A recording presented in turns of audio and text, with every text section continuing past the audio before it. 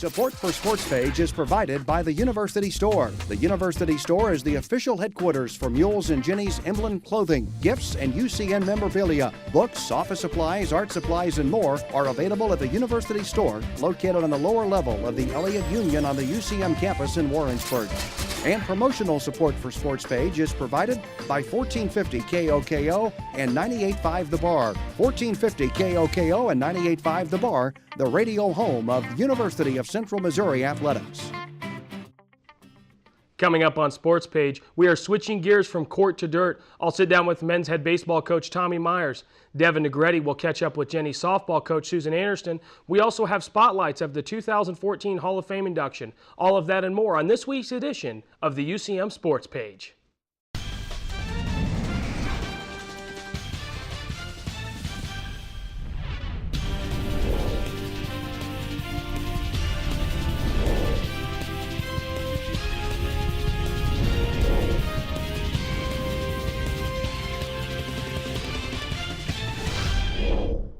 Welcome back to Sports Page. I'm Alex Greenlee. Unfortunately, we do not know the final score of tonight's Mules basketball game against Metro State as we tape this prior, but we congratulate the Mules on a fine 2014 season. Mules baseball is currently 18-9 overall. Joining us now to talk Mules baseball is head coach Tommy Myers. Coach, welcome to Sports Page. I'm really glad to have you on. Thanks for having me. Sweet, awesome. Now, I want to talk about Dusty Moss. He was named the MIAA AstroTurf Hitter of the Week. He is the first member of Mules baseball to receive Athlete of the Week this season. He hit .625 with 2 doubles and 5 RBIs in the Missouri Southern's 4-game series. Coach, how does it feel for him to get that honor for you? Well, we're proud of him. You know, I think it's been a trying year for Dusty. Started off really slow, but the thing that kept him on the club in the lineup was his defense, and knowing that he can be a really electric player offensively, we're starting to see that now. And for his weekend, you know, very deserving of the honor, and we're just proud that he did it because everything he did helped us win. And you're having a solid season so far, sitting at 18-9 overall, 15-5 in the MIAA. How do you think your season's going so far as of right now? Well, it started off slow. You know, we're not. I mean, not to be arrogant, but we usually don't lose our 9th game of the year until May, and here it was in the middle of March, early March. We're just not playing very well. But the guys have stuck together. They've learned to play kind of within our system. It always takes, 10, 15, maybe even 20 games for guys to settle in, but they're starting to come around. They're starting to figure it out. And then right when it starts to go good, we get some injuries, and they just play right through it. The guys come up off the bench and are doing really well. We got a new guy in the rotation that goes out and beats a very good Missouri Southern team. So things are coming around. We're starting to play a little bit better baseball, but we're actually playing like we know what we're doing now, which is encouraging. That is encouraging. Who on your team right now is really stepping up and doing a lot of good things? Now, I know there's multiple people, but say 2 or 3 people you want to talk about now. Who's really stepping up and getting things done for you guys? Yeah, well, Jake Alexander's one. He's kind of entered the lineup within the last 2 weeks, really playing well. Was in the middle of the lineup, 2-hole, 3-hole type hitter for us that we had to jump to the leadoff spot, and he didn't do anything but get on base and score runs, and exactly what he needed to do. So I've been really pleased with him. Tony Sandifer, our cleanup hitter, has settled in and given us a lot of punch in the middle. And then defensively, I think we're playing really good all around. Dylan Hansen over at first base is the one position that touches the ball 15 times a game, and has played really pretty good over there for his first year. And so those guys are all settling in, doing a nice job for us. Awesome. You guys came into your doubleheader on March 21st with a record of 14-9 on the season. We've got the highlights from your doubleheader on that day. Game 1, you guys scored 2 runs in the bottom of the 3rd, but let's talk about the beginning of the game. You guys came into this game, got a 4-game homestand, 2 games, 2 days in a row. Tell me how it was going for you. Well, we had come off a tough weekend the weekend before in a split, and it's always nice to be at home, but to get home against a really good team like Missouri Southern, and we knew we were going to need some great starting pitching, and so we had to move the rotation around, put Ricky in the front, and just felt good about the weekend. Felt like we had good matchups all the way with the rotation, and knew that we just needed to score a few runs to be able to win some games. Well, Rivera, he did end up getting the win for this game as you guys won 3-2, but I want to talk about him. he's been playing really good this season. He's been pitching phenomenal, and you obviously know that. How has he been able to pitch so well this season? Well, he just changes speeds so well, and he's not afraid to use his secondary pitches early in a game with runners on. He's capable of throwing his second and third best pitches for strikes in good locations, and so when you move the ball in and out, up and down a little bit, and then you're able to change speeds, you're going to have a lot of success. And then he has great mound presence. He's got great. He's a great fielder of his position, and so all those things allow him to just settle in and be kind of a Friday night guy. Certainly. You guys were scoreless in the first 2 innings of this game, and then you guys scored in the bottom of the third with 2 runs. That's really going well for you guys. Unfortunately, you'd like to get, runs earlier, 7 innings to play. But how is it for you guys to go in the third inning, to go up 2-0? Well, it's huge. We play for a run an inning. A lot of teams will play for those runs late in games by bunting and stuff. We're trying to set innings up early and get runs pushed across. And so when you get to the third inning and you haven't scored yet, it makes it a little difficult. The nice thing was not many teams have a returning All-American that comes in off the bench and is able to hit a 2-run home run in the third inning to kind of get us going a little bit. And any time on a Friday night, you're going to need some punch. And Kevin Gratza gets the 2-run home run in the third inning to kind of put us at ease a little bit. Certainly. Now, Missouri Southern fired back when Weller singled to right field, pushing in Osborne for the score. Then the Mules reacted with a double from Dusty Moss, which pushed Morflees for the RBI. How was the momentum going for you guys after that happened? Well, Kevin gets the 2-run homer. They come back up and put one on the board and makes it a little bit tighter. What you have to do is answer. They answered our 2-run with a single run, and then Dusty was a 2-out, 2-strike RBI to answer back for them. And you get that from your 9-hole, and it really puts the pressure back on that pitcher. Well, and you guys did put the pressure on. They only scored 1 run in the top of the 6th. How was it for you guys to have those runs come in, middle of the game and just hold them off? Well, you have to have a great bullpen, and you have to play great defense. And 2 things that we really stress all fall long are pitching out of bad situations and playing great defense. And the 2 work hand in hand. They actually had the tying run at third base. And with 1 out or no outs, and here comes our closer in to throw 5 outs, and he does it. He gets out of that without allowing the run, and then goes out and throws a flawless 7th for the victory. Well, and Davis got his 3rd save on the season. This game, he ended up doing better, as the next couple games got later. But he played really well. How's his season so far? Well, Zach's been really good. He's really a 1-2 pitch guy for us, but from where his arm slot is, he can be tough on left-handers and right-handers throwing fastballs to both sides of the plate, and then he's got a split finger they can get ground balls with, and a breaking ball to lefties to keep him off balance, and he ranges his fastball anywhere from 81 to 87, and so it throws off timing and looks different coming from a big 6'4", 200-pound left-hander. Throwing off timing, obviously as a pitcher is very important.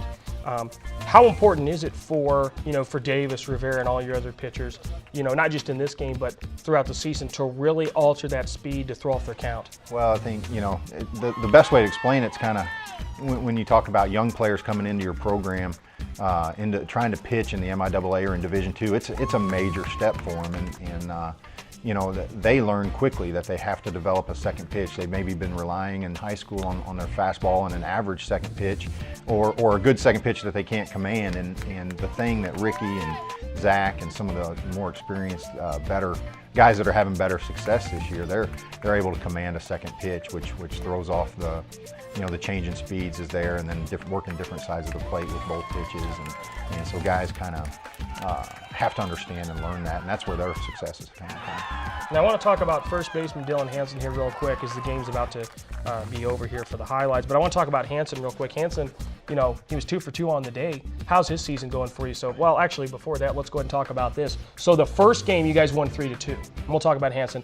And then you guys won the next game 6-3 that same day. What a day for you guys. Then the next day on the 22nd, 2-1, closer nail biter. You still got it done. And then 8-4 to finish it off. So you're 18-9 overall, 15-5 on the season. Let's go ahead and go talk about Hansen real quick. He was 2 for 2 on that game.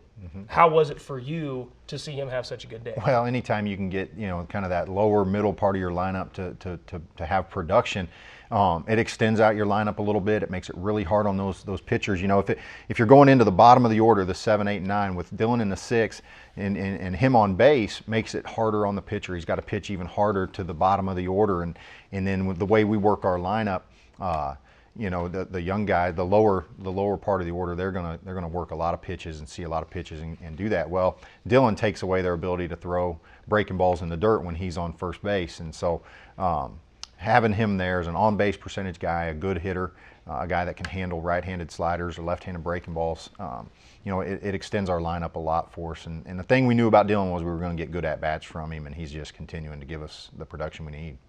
Well, and he has so far this season. Your second game was shortly after the first one. Missouri Southern came out with a quick score in the top of the first inning, and then you guys responded with Tony Sander for grounding into a double play, but Jake Alexander scored for the quick run. Yeah, and that's the thing we talk about with our guys. We'll play for one an inning, and when it was set up for more than that, unfortunately, you get the double play there. You're really looking for maybe a ball hit behind the runner at first that scores the runner from third and advances the lead guy a little bit, but the most important thing is our guys understand nobody wants to hit into a double play. But when Tony got back to the dugout, everybody on the bench was congratulating him for getting the run in.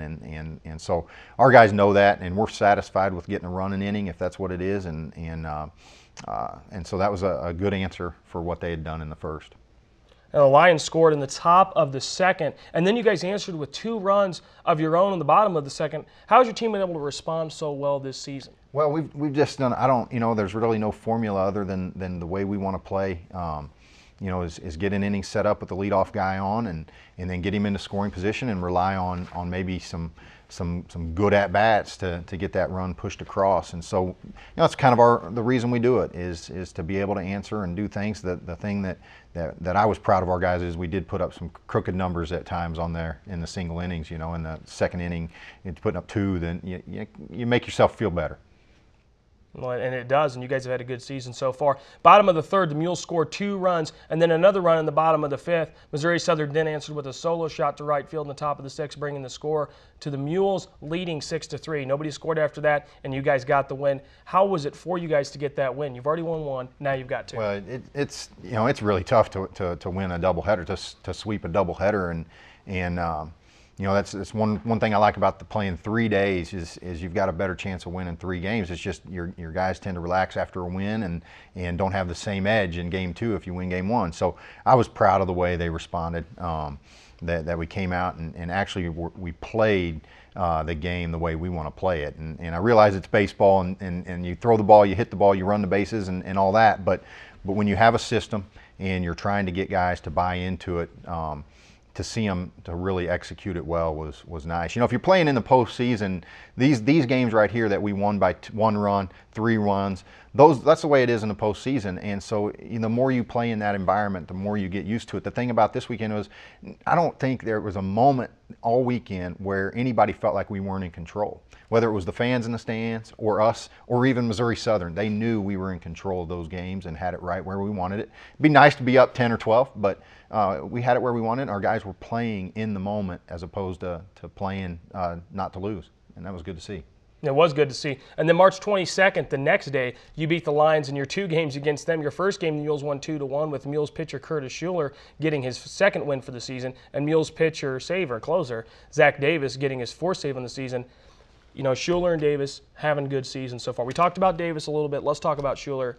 How is it for him so far this season? Well, Curtis has had some bad luck in a lot of ways. We've had to pull him out of games early. We hadn't played good defense behind him, and so he's really been pitching well, but just not having the luck. And I think it's because guys get relaxed when he's on the mound. They know it's going to be strikes. They know that he's going to get them ground balls here and there, fly balls here and there, but they really don't emphasize the ball's coming to them. And so it was good to get him out there again. He came off a really good start against Kearney, but just didn't have anything to show for it.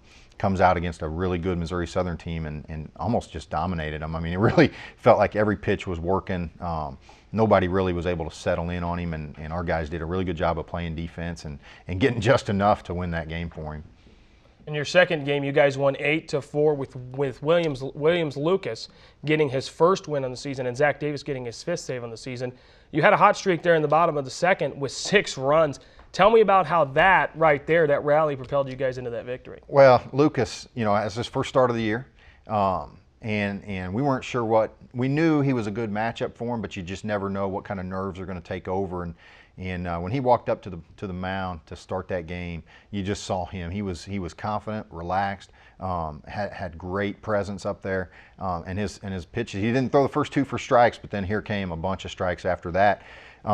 And it was good to see. You just want to make sure that you can extend him out, and to get the 6 runs then in the bottom of the second just allowed him to even settle in more and make it tougher on them. All of a sudden, those marginal pitches that they want to take as hitters, he's throwing in there, and they've got to put them in play. And here we are playing great defense, and with a 6-0 lead, or 6-1 lead, I think, after 2, really made us feel better about the last game of the series. You guys swept the series. Clearly, we already talked about that. Fantastic job. Your home record, let's talk about that, has been fantastic at 11-1. How have you guys been so effective at home? I mean, 11-1? Well, it's, you know, last year we played 11 home games in 7 dates, and so it hasn't been that we've been at home enough. But it's evident that our guys are really comfortable with the speed of the surface. You know, sometimes you go play on turf, it's a little bit slower, or it takes a little bit different hop. And other places the grass is tall or the dirt is real soft, and ours is firm and fast, and that's the way we want it. And our guys are able to play to the speed of that, and so you know, I think that's part of our home field advantage. But being at home and being a Mule with the tradition, you know, the past teams have put in place, you just don't lose at home, and it's kind of our area to protect. Only 1 game on the season so far. I'd say you're doing a darn good job, Coach. You guys had a rough start in February. We talked about that a little bit, but you have recovered well. What does it say about your team's ability to get back on track quickly? Well, I think Brad Wilson, Kevin Gratza, Barrett Norfelice, the 3 position player seniors, and then having Jake Heisler and Curtis Schuler in the rotation with a senior at the back of it and everybody else in between. There really hasn't been an opportunity for anybody to jump off ship. They've been forced, surrounded by good quality people, great senior leadership, and they understand that it's just baseball. You know, you're going to have a rough day, you're going to have a rough at bat. The beauty is the mistake's not what kills you, it's what happens after the mistake. It's the loss doesn't hurt you, it's how you respond to that. And our older players have sent that message loud and clear, and the guys are starting to get it. So it's been more about senior leadership and our players' determination to be great as opposed to anything else. Well, I'm glad to hear that. The Mules head to Jefferson City to play Lincoln in 4 games from March 28th to March 30th. How are you guys preparing for those games as you see right there? Well, we were able to get outside on Tuesday, practice a little bit. We're you know, able to get outside yesterday. Rain today's got us backed up inside, but our guys just understand that the time we have outside is so valuable. And it's evident from day 1 in practice till they get here, till practice is over. They are locked in and ready to go. We had a couple things happen yesterday in practice. It was really neat. You know, we're out there throwing batting practice, and we play a little controlled scrimmage game, and one of our catchers is not having a very good day back there. And you stop in between innings, go over there and visit with him, and you know, you find out that ball, that foul tip that got him off the thumb, might have broke his hand. And here he is continuing to practice and play.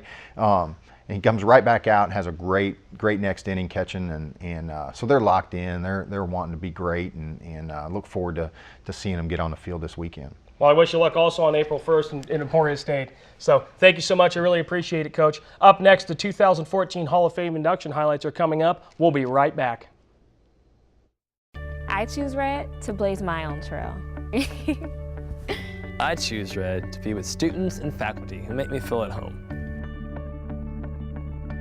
I wanted a university with a big picture perspective. That's why I chose red. Why do you choose red? Choose red. Choose red. Choose the University of Central Missouri.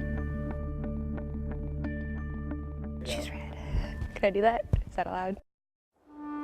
What if television could take us back in time, into the mind of a president? This is our summer, Mr. Greatness. And into the soul of a rebel. I still got the world! What if we could know how it feels to shoot for the stars, to witness the terrors of combat, and know the heartache of those left at home? And why can't TV remember the heroes we honored? The music we danced to? The dreams we chased? The hope still lives and the dream shall never die. No one tells our nation's story like PBS. Give to your PBS station and help bring America's story to life now and for generations to come. Next time from Kansas City, Missouri, it's Antiques Roadshow. Oh no, oh, this is looking better every minute. I'm shocked. I'm just dumbfounded. Don't miss our visit to KC next time on Antiques Roadshow.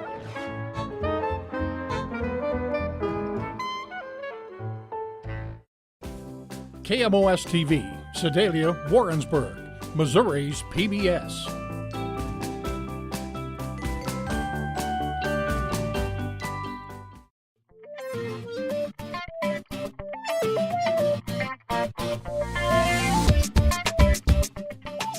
Welcome back to the UCM Sports Page. Let's take a look at the 2014 Hall of Fame induction highlights.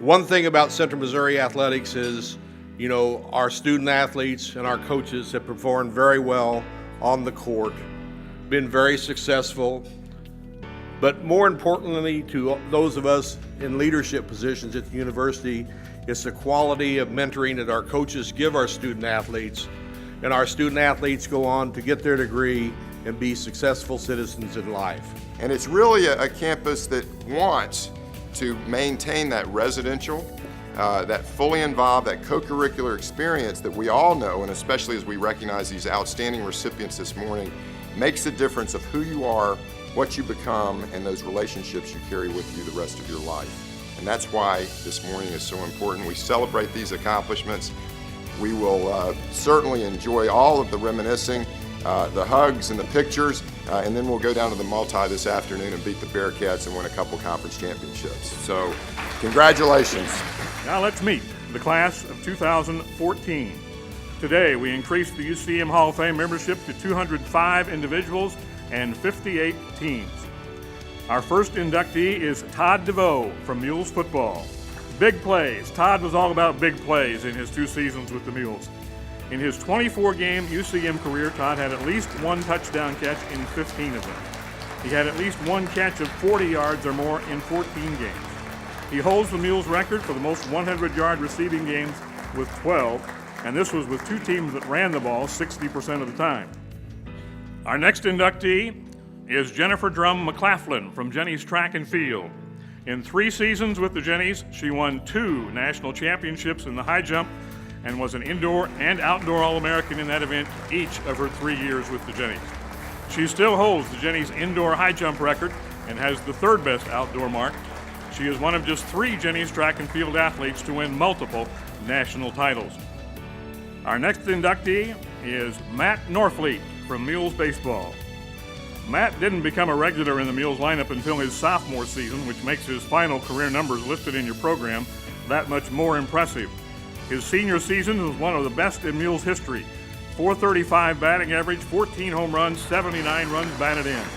He helped lead the Mules to 4 straight MIAA championships and 2 trips to the Division II championship. Perhaps even more impressive than his offensive numbers is his strikeout total, or lack thereof to be more correct. In 555 career at-bats, Matt struck out just 40 times en route to a career batting average of .382. Our next inductee is Tina Peak Balser from Jenny's Bowling. The information in your program makes it pretty obvious. Tina was a very good bowler for the Jennies. She averaged over 200 in each of her 4 years with the Jennies, making her one of just 2 Jennies bowlers to achieve that. One distinction she may hold for quite some time is the fact that right now she is the only bowler in the history of the NCAA Women's Bowling Championship to have 2 perfect games at the NCAA Championship. Our next inductee is Brian Pisco from Mules Basketball. If Brian decided to write a book about his UCM basketball career, a title he might want to consider would be Saving the Best for Last. I doubt if a Hollywood scriptwriter could have come up with a better finish to his senior season, and it was his last 4 games that gave Mules basketball fans some memories of a lifetime. There was the regional championship game where he played 36 minutes with 13 points, handled the ball against an intense full-court press after spending the previous night and most of game day in the hospital with a very painful stomach ailment. At the Final Four in Springfield, Massachusetts, Brian, who was averaging just over 7 points a game, poured in a career-high 30 points with 9 assists, and the Mules were headed to the title game and a fantastic finish to Brian's college career. In that title game, he scored 25 points, including 11 in the last 4 minutes, and with 6 seconds left and the Mules up by 2, Brian calmly switched the game-clinching free throw, and a few seconds later, the Mules were national champions. That was part 1 of the 2014 Hall of Fame induction ceremony. We'll have more coming up after Devin sits down with Jenny's head softball coach, Susan Anderson. Don't go away. I choose red for unlimited possibilities. I choose red because my family is less than an hour away, but I still get to be independent. I get to apply my classroom experience to my everyday life. That's why I chose red. Okay, that'll work. Why do you choose red? Choose red. Choose red. Choose the University of Central Missouri. Choose red. Kidding, that was a joke. Hey, Red Green here. If you've never seen the Red Green Show, no one can possibly describe it to you. It takes place up at Possum Lodge, and stuff goes on that probably shouldn't go on anywhere, but until you see it, you'll never experience it. Check it out right here on this public television station. It's the only place in the world where you see something like the Red Green Show. I look forward to seeing you on the other side of that glass.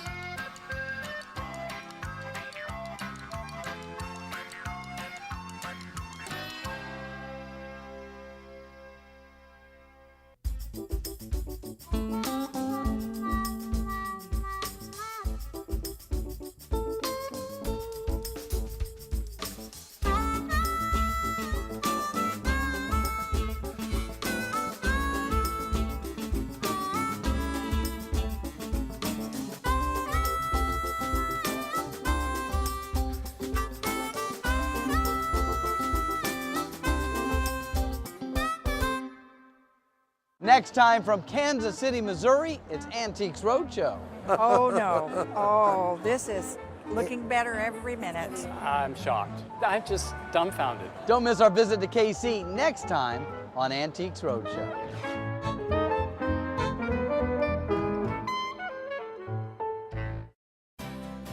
Thank you for watching KMOS-TV, Sedalia, Warrensburg.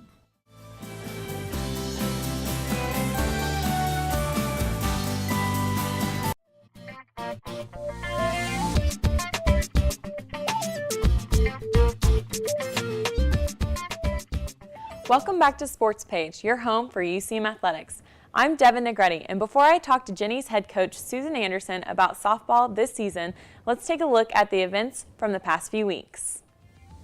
Mules basketball fell to Northeastern State in the first round in the MIAA Championship Tournament on March 7th in Kansas City, Missouri.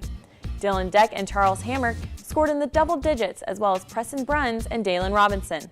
The Mules then went to compete in the NCAA Division II Central Regional in Mankato, Minnesota, where they defeated Arkansas Tech, Missouri Southern, and Northwest. The Mules then clinched a spot for the NCAA Division II Elite 8 on March 26th in Evansville, Indiana, and defeated Southern Connecticut State by 10. Dalen Robinson came out on top with 28 points, and Charles Hammer had 18 points and 8 rebounds. Jenny's basketball made it to the championship round of the MIAA tournament and fell to Emporia State by 4. The Jennies defeated Northeastern State in the first round and Fort Hays in the second. The Jennies then traveled to Series C, Arkansas for the NCAA Division II Central Regional. The Jennies defeated Northern State in the first round, but then fell to Concordia University St. Paul in the second. Kiana Flax ended the game with 18 points and 7 rebounds, along with Ravanya Howard at 11 points and 14 rebounds. The Jennies finished the season 26-5 and 17-2 in the MIAA. Indoor track and field traveled to Joplin, Missouri, where they competed in the MIAA Indoor Championships February 28th through March 2nd. 25 athletes placed in individual events, while 9 of those were named all MIAA honorees. Among those honorees were Jacob for shot put, Melise for long jump, Heaven for weight throw, and Nikki, Kaylee, Aaron, and Katie for women's 4x400 relay. The Mules and Jennies then traveled to Winston-Salem, North Carolina, March 14th and 15th for the NCAA Indoor Championship.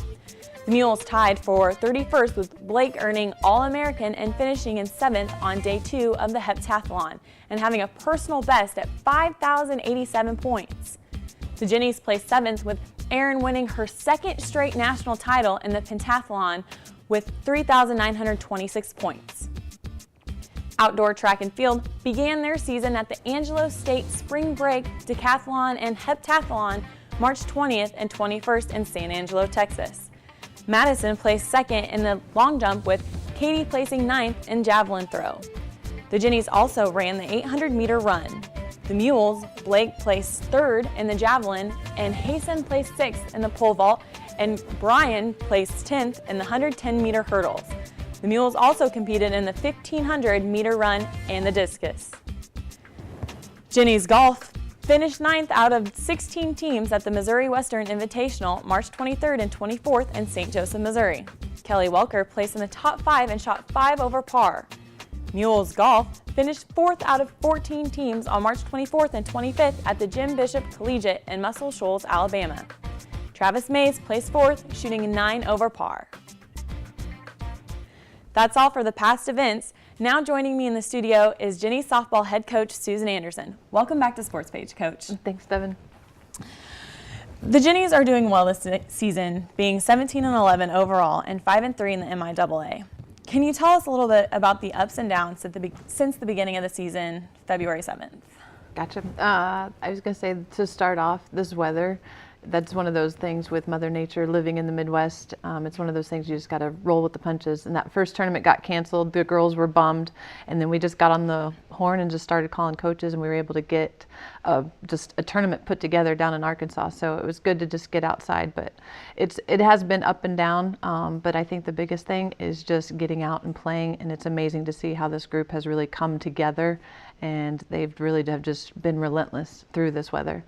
Well, and speaking of them coming together, can you describe how they are together? From what I recall watching them play, they really meshed well on the field. Can you go more into detail on that? It's such a fun group. They always joke about their fun personalities, and it's just amazing to see that they're playing for each other, and they have something to prove. They really want to get out there and dominate this year and leave a mark out there. And I think that's the biggest thing, is that they're playing for each other. And yeah, they're highly competitive. The seniors especially, like, they've got so much heart and soul for this program, and I think our underclassmen are really just feeding off of that, and especially even our juniors. I mean, they've really stepped up. So everybody's just kind of feeding off into that energy and that competitiveness, and just that wanting to prove that we deserve to, go on. They're really excited about that.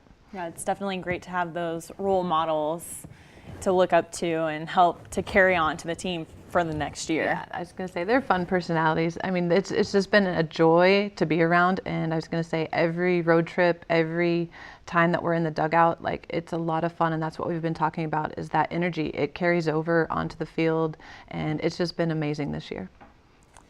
Then on March 26th, you hosted and defeated Drury University in the doubleheader. This was your first matchup of the season, given the cancellation earlier. Quite crummy weather and conditions. It was freezing out there. And then on the second game, it started raining. How did that affect or help your team at all? I feel like, honestly, the weather that we played in yesterday, that has been pretty much the weather that we have been playing in. Like we were up in St. Joe for that regional crossover, and I mean, we pretty much have been playing in hoodies and as many layers as you can get, just because it's been so cold of a spring and it's just been so windy. I think that's the biggest thing, is just getting used to that wind, because it can just take the energy out of you. But our girls have really been, you know, solid through it, and like I said, our girls have been doing a great job of being relentless and responding. Speaking of that game, Jackie Prater hits a home run in the first inning. She's had 15 home runs this season, 38 RBIs, and she's pitched 3.72 ERA in the circle. What else can you tell us about her as a batter and a pitcher? Jack is just solid. I mean, if we could make more players like her, we would absolutely do it. I mean, she's just a beast right now at the plate. She's just in a zone. You can tell that she's so much more confident. We always knew that she had this power, but she's just really coming into her own as a junior, and she's just being so much more confident at the plate. She's having some great swings at good pitches, and it's definitely paying off. And I mean, she's been coming up clutch in so many games for us. And I feel like with her, along with everybody else around her, like our upperclassmen, and then even with our newcomers, with our transfers, and with our freshmen, we're just a lot more solid offensively, and that's definitely paying dividends for our team. And then, as we've discussed kind of a little bit ago, how the Jennies, they've kind of been on an up and down slope, given also the weather conditions and all the cancellations, which can kind of throw off the groove and momentum, I guess you could say. What are some key areas you want to focus on, or some improvements you would like to make, given the possibility of worse weather conditions, or with it warming up, if only? We can only hope that it'll warm up.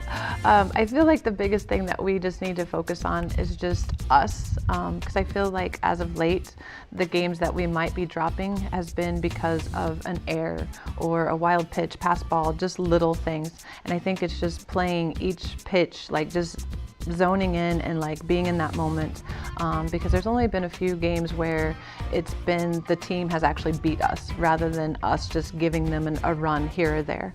And I feel like that's the biggest thing, is just focusing on us on the defensive side, because offensively I feel like our team has taken some huge strides from a year ago.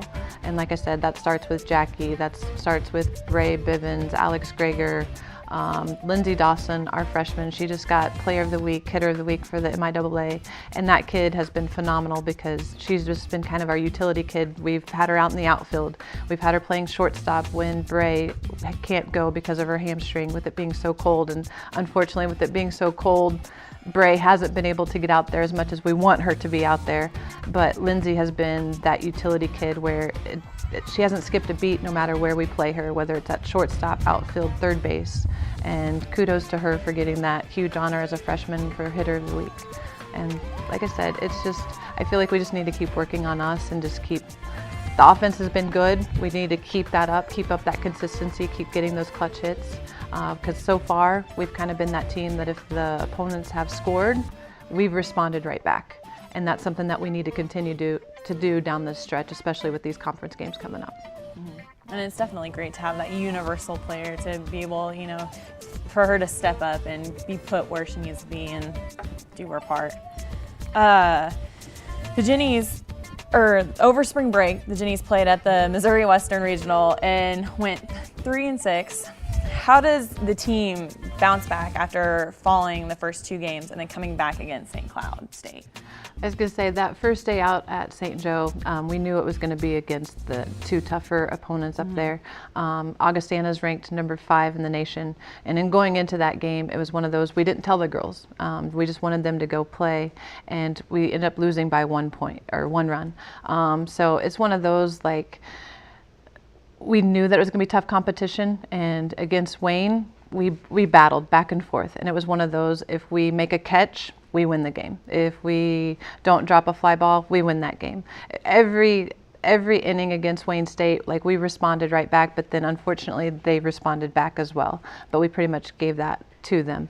But I was going to say, we talked about it, and it was just all about regrouping for the rest of the weekend, because we had 4 more games at that tournament, and that first day was not going to show how we were going to finish the rest of that weekend. And that just kind of shows our our competitiveness, our relentlessness, because they have something to prove, and they want to keep working and come away with those wins whenever we can. And then coming up, you're facing Northeastern State in a doubleheader for the first time this season. What are you most looking forward to for this game? I was going to say being at home. I was going to say we've been on the road for so long, just playing against Drury yesterday, even though it was so windy and so cold, it's just always nice to be at home. And I think against Northeastern and Central Oak, it's just one of those, it's big conference games. Northeastern's kind of been streaky this year. Unfortunately, I didn't get to see them last year with being pregnant, and they played on the road last year, so I didn't get to go to those games. So it'll be good to have Northeastern at our place. Central Oklahoma, they're the defending national champion, and last year our girls went extra innings with them. So with Central Oak coming in on Saturday, it's one of those, you know what you're going up against. They still have their All-American pitchers, so the offense, we're going to need our offense to show up, and I think it's pretty much coming up with those clutch hits, because she's been known to shut people down, so it might not be able to get a ton of hits like we did against Drury, where we had 16 hits in that second game, but it's all about getting those clutch hits, getting people on base, just taking advantage if they do make an error, and just taking an extra base whenever we can. Northeastern Oklahoma, same thing. I mean, with them being streaky, the same can be said for us, so it's just about going out and defending our home turf and taking advantage of anything that we can and playing solid defense and continuing the offense. Unfortunately, that Central Oklahoma game had to be pushed back because of the iffy weather conditions on Friday. Gotta love the weather around the Midwest. You just kind of roll with the punches, go with what Mother Nature is going to give you. And right now, it's definitely, winter has continued to extend, and we still haven't seen that spring weather.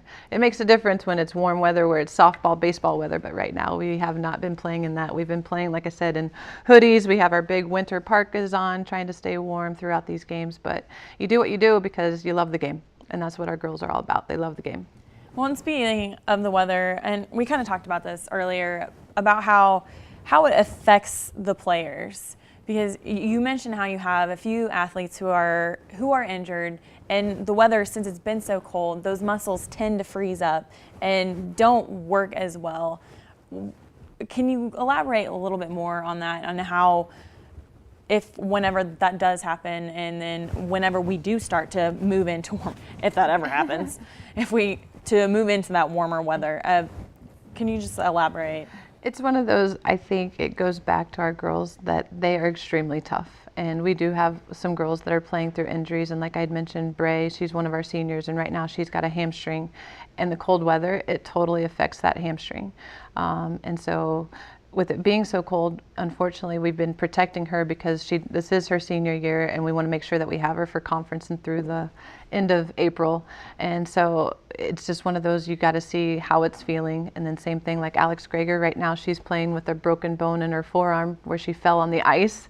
Once again, Mother Nature, but the kids are tough. Our center fielder, she broke her pinky, she fractured it, dislocated it, and she's playing through it with our throwing hand. So our team is extremely tough, and they're going to do whatever it takes. And yes, when it is cold, that does take a toll on everybody, no matter who, if you're injured or not, because yes, it's colder, your muscles are a lot tenser, and even for our pitchers, it makes it tougher on that. So it'll be nice when spring actually does show up, because it does make our sport so much more enjoyable to be around. Same thing, not only for the players and coaches, but for the fans. I give kudos to all the fans that stayed out there yesterday with the rain coming, and hopefully the weather this weekend with pushing back the Northeastern game, because we'll be playing Saturday and Sunday at home. The weather's supposed to be decent temperatures. Sunday it's supposed to be windy again. We'll see how we do with that wind. Yeah, well, and then one last question. So you play at home Saturday and Sunday, but then you're traveling to Topeka, Kansas, hopefully keeping with that game on the same day. Can you tell us a little bit about your insights on that match in particular? Against Washburn on Tuesday. Washburn's been swinging it. They're definitely taking some teams by surprise this year because for the preseason pool they were down lower, and they've taken some teams by surprise early on. So it's one of those, what we've been hearing is they'll either swing for the fences or they're going to go down swinging.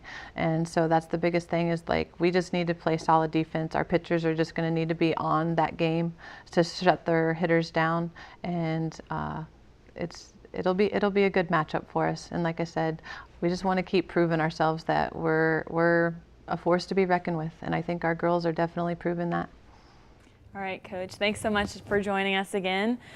Up next, we'll have a spotlight part 2 of the Hall of Fame inductees. Stay tuned. I choose to find the best fit for me. I choose red for something unconventional. I choose to look for the best opportunities for my future, even if it's out of state. The University of Central Missouri Choose Red Grant, Missouri tuition for out-of-state residents. Learn more at ucmo.edu/in-state. Choose red. Choose red. Choose the University of Central Missouri. Choose red! I'm a professor of social work at the University of Southern Mississippi. I love being a teacher. My students come from varied backgrounds. The majority of them have also been impacted by Hurricane Katrina. They bring a lot of their own experience into the classroom. When you're teaching students that have life experience, they really demand relevance. I use PBS to show my students some of the things that they will actually be encountering out in the field. They are engaged. They have comments and questions. We have great dialogues. PBS opens up a world that my students haven't seen before.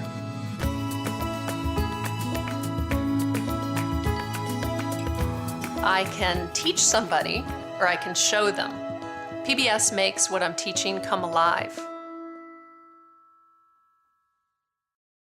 Next time from Kansas City, Missouri, it's Antiques Roadshow. Oh no, oh, this is looking better every minute. I'm shocked. I'm just dumbfounded. Don't miss our visit to KC next time on Antiques Roadshow.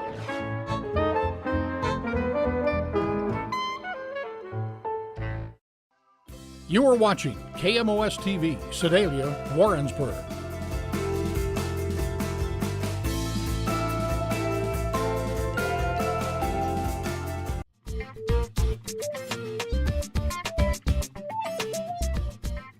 Welcome back to Sports Page. Here are the rest of the inductees to the 2014 UCM Athletic Hall of Fame.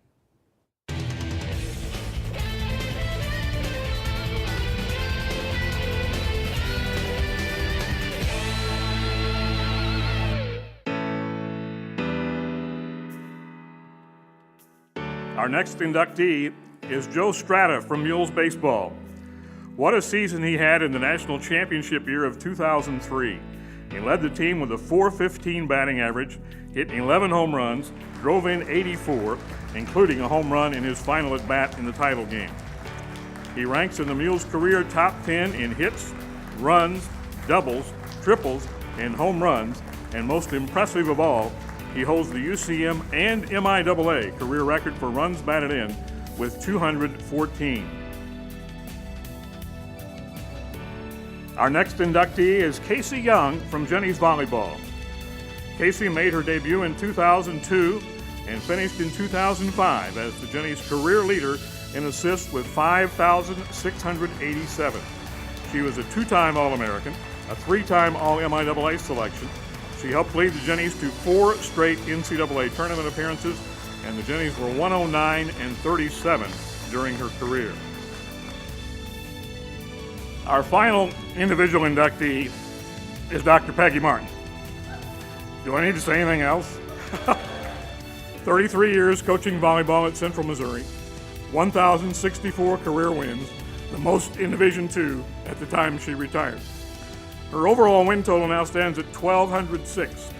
She is one of just 2 women's volleyball coaches in any division to surpass 1,200 coaching wins in her career. In her UCM career, Peggy never had a losing season. Her teams won 19 consecutive MIAA championships. She coached 41 All-Americans, won 14 MIAA Coach of the Year awards, and was National Coach of the Year in 1997. She is in the Mobile, Alabama Hall of Fame, her High School Hall of Fame, the University of Indiana Hall of Fame, and the ABCA Hall of Fame. Ladies and gentlemen, please welcome to the Hall of Fame, Dr. Peggy Martin.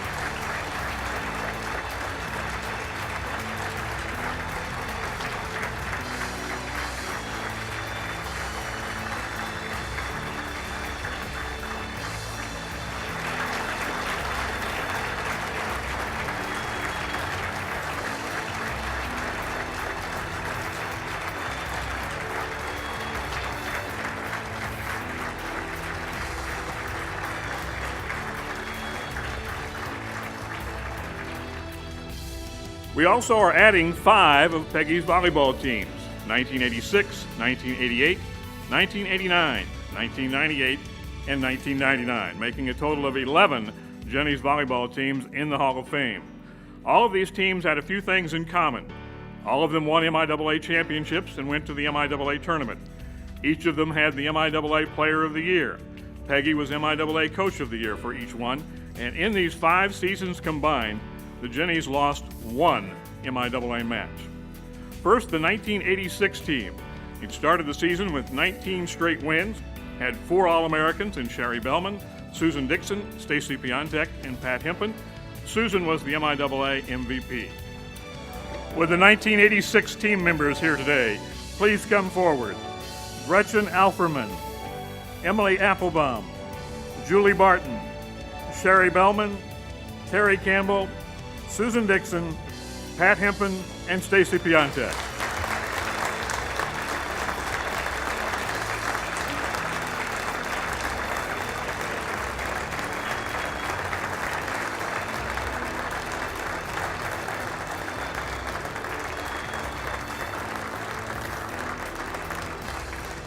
Next, the 1988 and 1989 teams.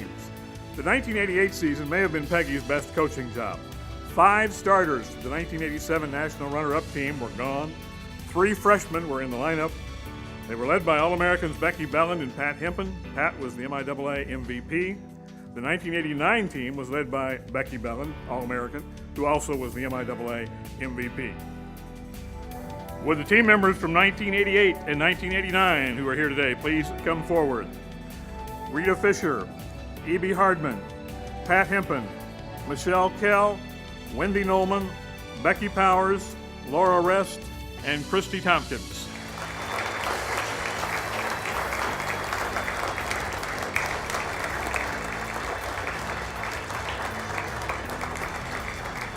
Finally, the 1998 and 99 teams. The 1998 team was led by All-Americans Sarah Dallas and Darren McConnell. Sarah was the MIAA MVP. The 1999 team was led by All-American Darren McConnell, who also was the MIAA MVP. With the team members from 1998 and 1999 here today, please come forward. Jackie Barr, Susie Choinka, Sarah Dallas, Rhea Griffin, Robin Griffin, Katie Grusing, Kelly Hess, Darren McConnell, Janelle Momey, Anna Patterson, Jessica Rim, and Chris Wallington.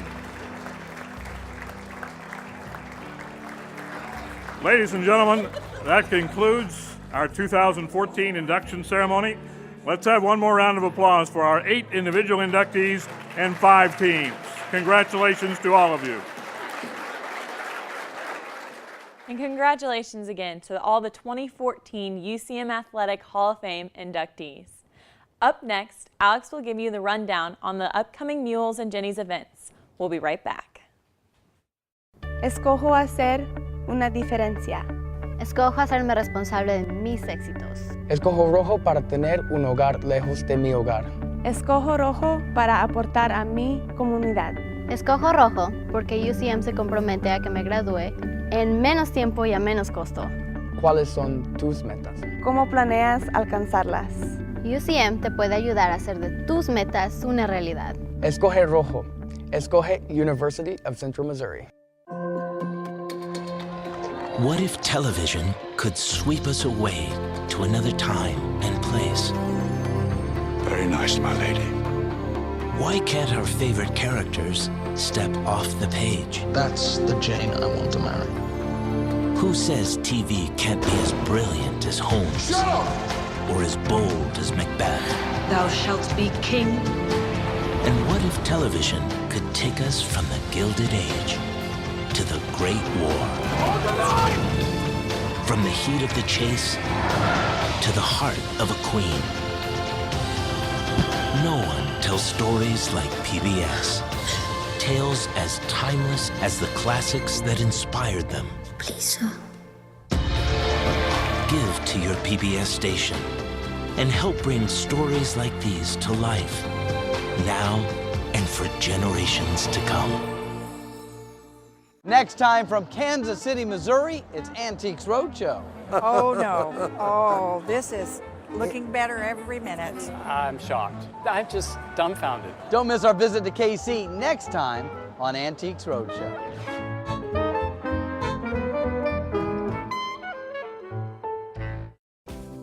You are watching KMOS-TV, Sedalia, Warrensburg.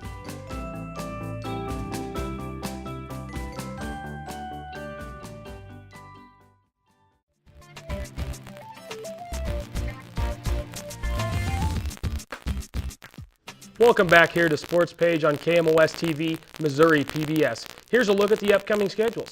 Mules Baseball is headed to Jefferson City to take on Lincoln March 28th through the 30th. They will have 4 games spanning 3 days. April 1st, Mules Baseball then heads to Emporia, Kansas to take on Emporia State at 5 p.m. UCM Track and Field is now outdoors. Both teams will head to Pittsburgh, Kansas for the Pittsburgh State Open on March 29th. The meet will start at 1 p.m. Jenny Softball has 4 games at home and then 2 away. The first 2 at home will be against Northeastern State on March 28th. Then the next 2 will be March 29th against University of Central Oklahoma. Then the Jennies head to Topeka, Kansas to take on Washburn University on April 1st. Jenny Softball is currently 17-11. Men's golf is back for their first MIAA matchup of the spring portion of their season. They will head to the UCO Invitational in Oklahoma City, Oklahoma on March 31st through April 1st. Women's golf is back for the spring portion of their season. They will head to Heber Springs, Arkansas for the Natural State Classic on March 31st through April 1st. And with that, we conclude this edition of the UCM Sports Page. Make sure to tune in next week. Until then, for our entire crew, I'm Alex Greenlee. And Devin Negretti saying thanks for watching the UCM Sports Page here on KMOS-TV, Missouri PBS.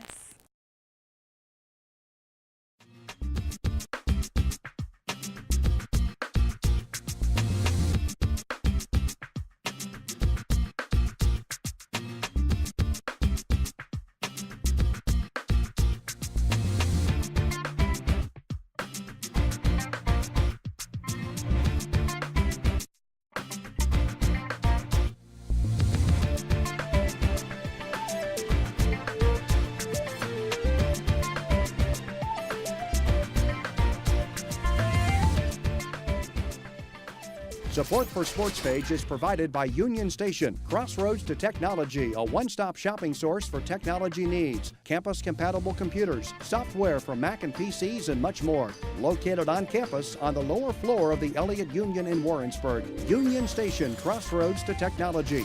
And promotional support for Sports Page is provided by 1450 KOKO and 98.5 The Bar. 1450 KOKO and 98.5 The Bar, the radio home of University of Central Missouri Athletics.